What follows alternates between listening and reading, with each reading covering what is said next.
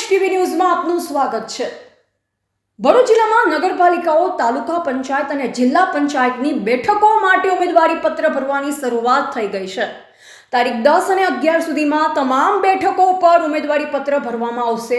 ભરૂચ જિલ્લામાં ભાજપ, કોંગ્રેસ, આમ આદમી પાર્ટી અને AIMIM પાર્ટીના ઉમેદવારો વચ્ચે જંગ જોવા મળી રહી છે। અપક્ષ ઉમેદવારો પણ મેદાનમાં છે અને તેઓ પાર્ટીઓ માટે માથાનો દુખાવો બની શકે છે।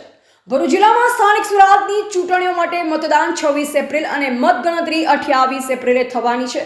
ઉમેદવારોએ પોતાના ઉમેદવારી પત્રો ભરવા માટે 11 એપ્રિલ સુધીનો સમય છે। શું તમને લાગે છે કે ભરૂચ જિલ્લામાં કોંગ્રેસને ફાયદો થશે?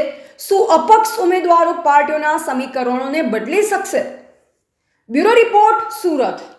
માજી તાલુકા કોંગ્રેસ સમિતિ પ્રમુખ અને માજી જિલ્લા પંચાયત સદસ્ય અને આરોગ્ય સમિતિના ચેરમેન અને હાલના જિલ્લા પંચાયતના માજી સદસ્ય શ્રી ઉસ્માનભાઈ મીંડી, માજી પ્રમુખ શ્રી ભરતસિંહ રાજ, તણછાના શ્રી અશ્વિનસિંહ રાજ।